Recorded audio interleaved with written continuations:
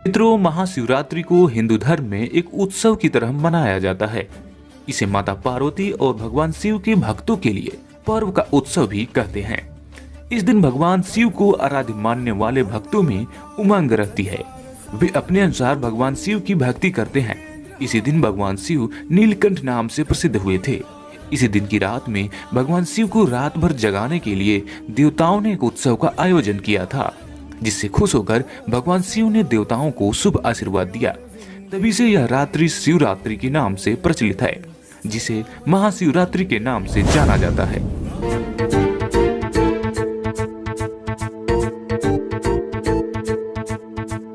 मित्रों, समुद्र मंथन अमर अमृत का उत्पादन करने के लिए निश्चित था, लेकिन इसके साथ ही हलाहल नामक विष भी पैदा हुआ था। हलाहल विष में पूरे संसार को नष्ट करने की क्षमता थी, इसलिए केवल भगवान शिव इसे नष्ट कर सकते थे। भगवान शिव ने हलाहल नामक विष को अपने कंठ में रख लिया था। जहर इतना ज्वलनशील था कि भगवान शिव दर्द से पीड़ित थे और उनके गले का रंग नीला हो गया था। इस कारण भगवान शिव नीलकंठ के नाम से प्रसिद्ध हुए। उपचार के लिए चिकित्सकों मुनियों ने देवताओं को भगवान शिव को रात भर जागते रहने की सलाह दी। इस प्रकार देवतागण ने भगवान शिव के चिंतन में एक प्रयोजन रखा तथा भगवान शिव का ध्यान हटाने और रात भर जगाने के लिए उन्होंने अलग अलग नृत्य और संगीत बजाए।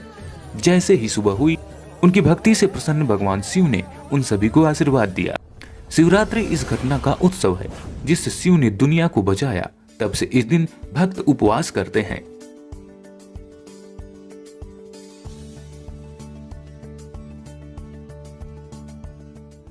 प्रत्येक वर्ष महाशिवरात्रि फाल्गुन कृष्ण पक्ष चतुर्थी को मनाया जाता है। यह भारत के कोने कोने में बड़े धूमधाम से मनाए जाने वाला उत्सव है।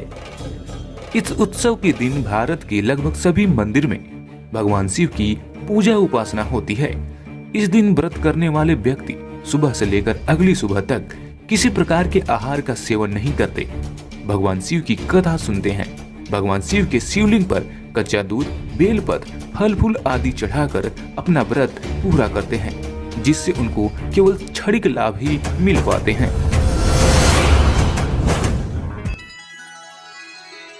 मित्रों, भगवान से पूर्ण लाभ लेने के लिए हमें अपने शास्त्र के अनुसार भक्ति करनी होगी, जिससे हमें जीवन पर्यंत मिलने वाले लाभ प्राप्त हो सकते हैं। मित्रों, हमारे शास्त्रों में लिखा है कि हमें किसी भी प्रकार की व्रत नहीं करना चाहिए। गीता अध्याय 16 श्लोक 23 में लिखा है कि जो व्यक्ति शास्त्र विधि को छोड़कर मनमानी पूजा करते हैं, उनको मोक्ष प्राप्त नहीं होता है। गीता अध्याय 6 श्लोक 16 में लिखा है कि योग व भक्ति विधि ना तो बहुत अधिक खाने वाले की, ना ही बिल्कुल ना खाने वाले की सिद्ध हो सकती है। अर्थात व्रत करना सख्त मना है। फिर भी हम व्रत करते हैं, जिससे हमें केवल क्षणिक लाभ ही मिलता है। इससे न तो हमारा मोक्ष होता है और न ही हमें जीवन पर्यंत लाभ मिलता है। मित्रों, आज वर्तमान समय में इस पृथ्वी पर केवल एक महत्वपूर्ण संत रामपाल जी महाराज जी हैं, जो शास्त्र के अनुकूल सतभक्ति विधि बताते हैं, जिससे हमारा मोक्ष होता है और हमें जीवन पर्यंत लाभ मिलता है।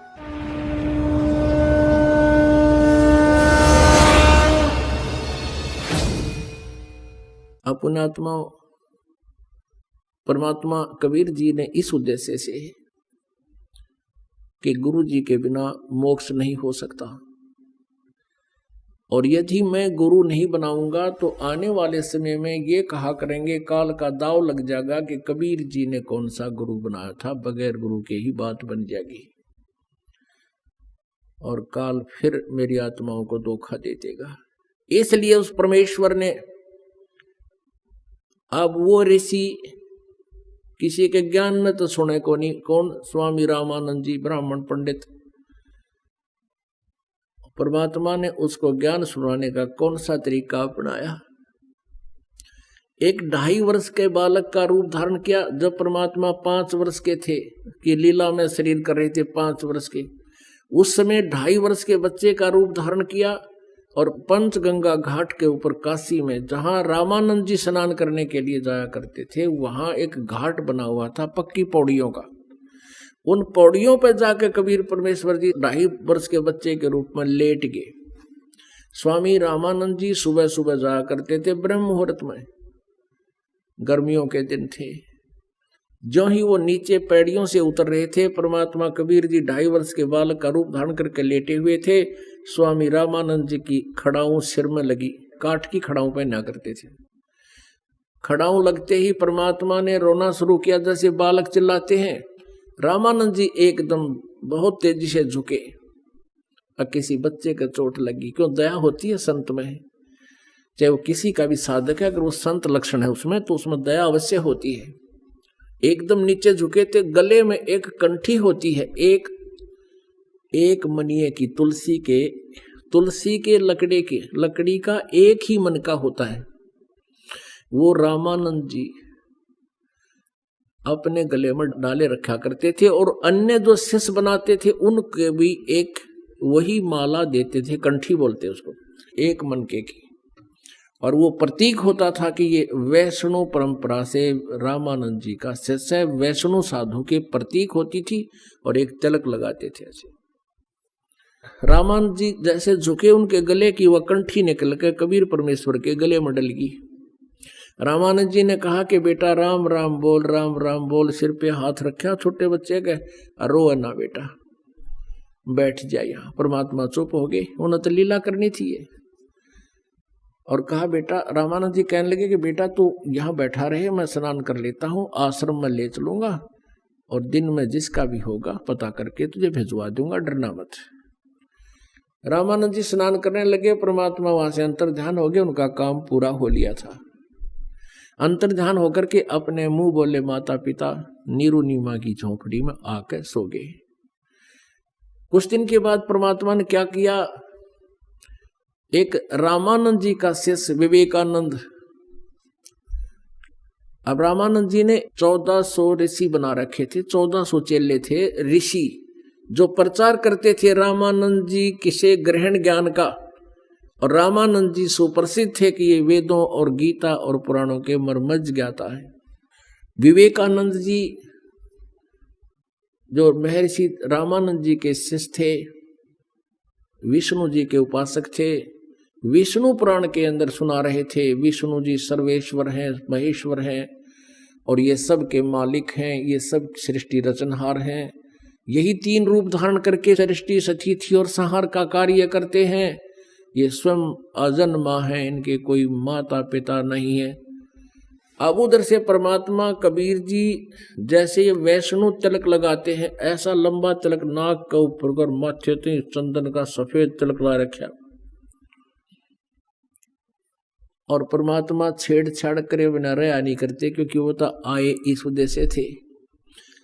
तो जब स्वामी जी ने, विवेकानंद जी ने अपना भाषण पूरा कर लिया, सत्संग पूरा कर लिया, जब कबीर जी खड़े हो गए और करबद्ध होकर कहने लगे कि स्वामी जी एक शंका है मेरे मन में, उसका समाधान चाहता हूँ। विवेकानंद जी ने सोचा ये कोई वैष्णव भगत है, पूरा तिलक ला रहा है, होगा बच्चे का कोई शंका, जा बता देता हूँ। 5 वर्ष की आयु थी जब परमात्मा ने पूछा कि कौन ब्रह्मा की पिता है, कौन विष्णु की माँ, शंकर का दादा कौन है, हमको देवो बता।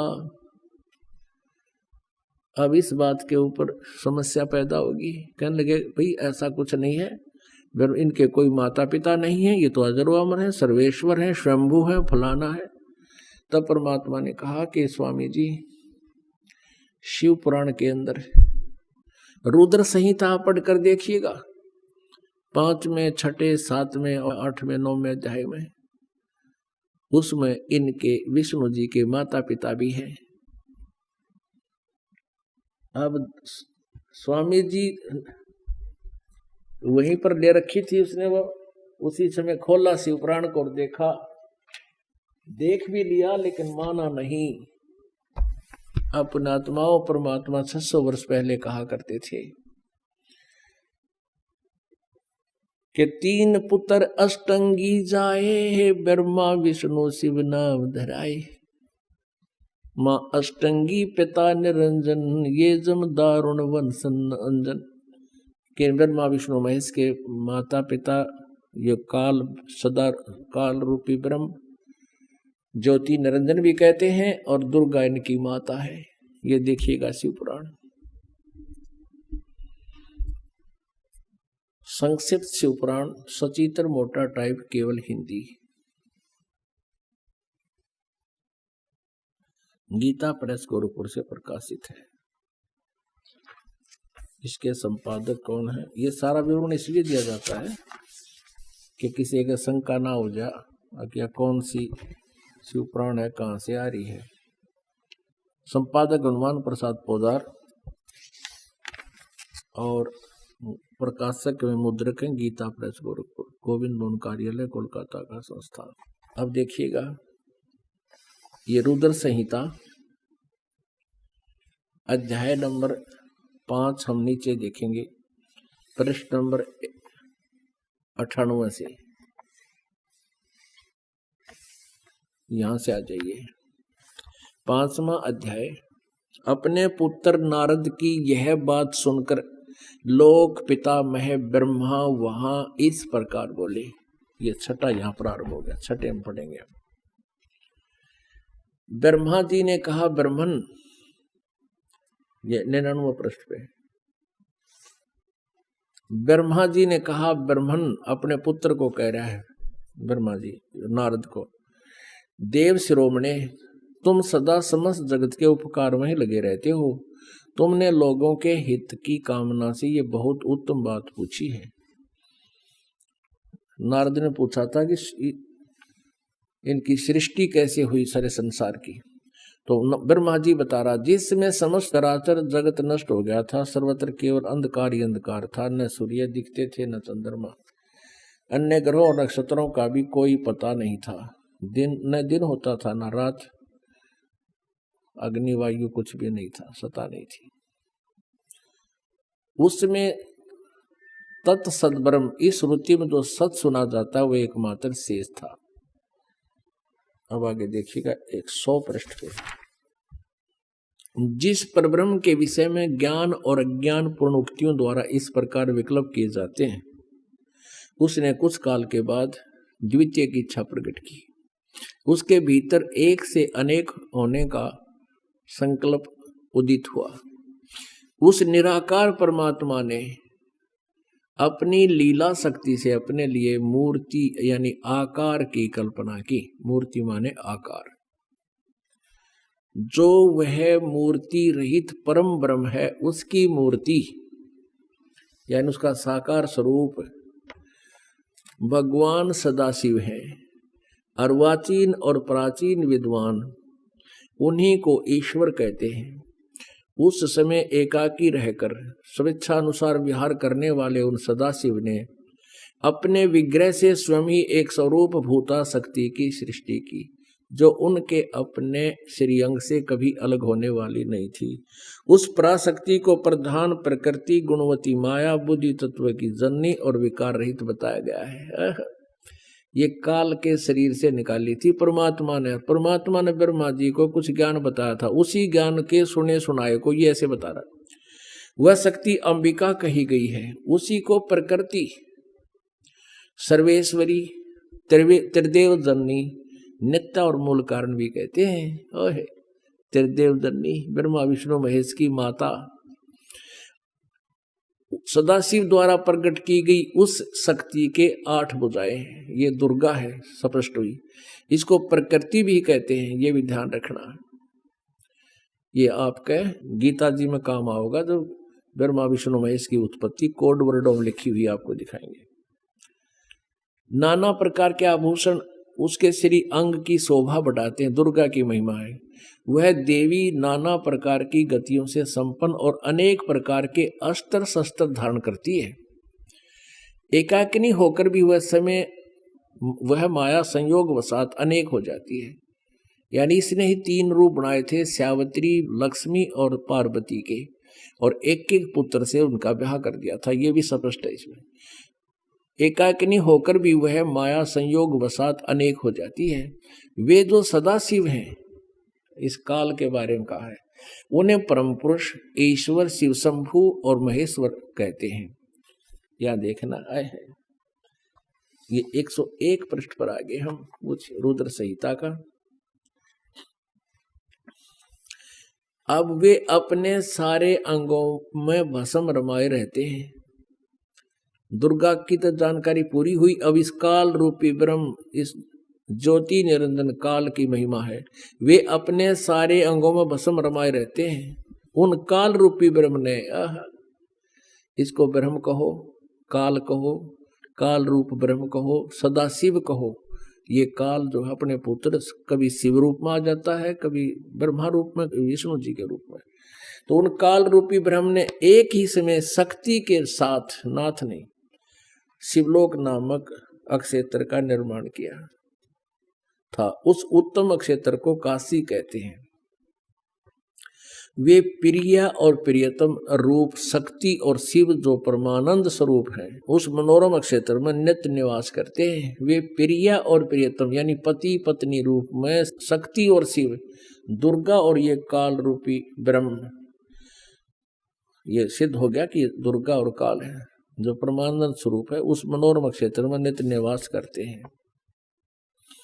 यहां देखो, देवर से ब्रह्मा बता रहा है अपने पुत्र नारद को, एक समय उस आनंद वन में रमण करते हुए शिवा और शिव के मन में, दुर्गा और काल के मन में यह इच्छा हुई कि किसी दूसरे पुरुष की सृष्टि करनी चाहिए, जिस पर यह सृष्टि संचालन का महान भार रखकर हम दोनों केवल काशी में रहकर इच्छा अनुसार विचरें और निर्वाण धारण करें। इन्हें सोचा कि को बालक उत्पन्न करा और उसने सारा ढूंढमा से मिलवा दें। क्या ऐसा निश्चय करके शक्ति सहित सर्वव्यापी परमेश्वर शिव ने अपने वाम भाग के 10वें अंग पर अमृत मल दिया है, यानी पति पत्नी व्यवहार किया। फिर तो वहां से एक पुरुष प्रकट हुआ, यानी एक बालक की उत्पत्ति हुई। उसका नाम केदरा, वह शिव पुराण 102 पृष्ठ पे। शिव ने कहा, इस काल ने कहा कि वत्स बेटा, व्यापक होने के कारण तुम्हारा विष्णु नाम विख्यात हो। अब ये हो गया 6वां अध्याय यहाँ समाप्त। अब 7वें में क्या कहता है ब्रह्मा जी? ब्रह्मा जी कहते हैं देवर से, यानी नारद जी, तत्पश्चात कल्याणकारी परमेश्वर सांब सदाशिव ने पूर्ववत प्रयत्न करके जैसे विष्णु पैदा किया, मुझे भी अपने दैन्य अंग से उत्पन्न किया। अपनात्माओं, यहाँ इस शिव पुराण के अनुवादकर्ता ने यहाँ तक गड़बड़ कर दी कि भाई शिव जी से शिव की उत्पत्ति कैसे लिखूं, गोलमोल कर दिया। अब देखो, उस कहते हैं सच्चाई छुप नहीं सकती। चोर चोरावे तू बड़ी गाड्डे पानी में, वह गाड्डे वह ऊपर आवे जो सच्चाई छनी ना। ये देखिए 110 पृष्ठ पे। अब 9वां अध्याय के लास्ट में लिखा कि इस प्रकार ब्रह्मा विष्णु और रुद्र, इन 3 देवताओं में गुण है परंतु शिव गुणातीत माने गए। ब्रह्मा विष्णु और शंकर, रुद्र कहो चाहे शंकर कहो, शिव को महेश कहो, इन तीनों देवताओं में तो गुण है और ये चौथा इनका पिता इन न्यारा है। हो गए 4 न्यारे न्यारे। आज ही संत रामपाल जी महाराज जी द्वारा लिखित पुस्तक जीने की राह या ज्ञान गंगा अपने घर मंगवाएं, पढ़ें, ज्ञान को समझें तथा नाम दीक्षा लेकर अपने व अपने परिवार का कल्याण करवाएं। ज्ञान गंगा व जीने की राह पुस्तक निःशुल्क मंगवाने के लिए दिए गए नंबर पर मिस्ड कॉल करें। हमारा नंबर है 81 93 81 93 81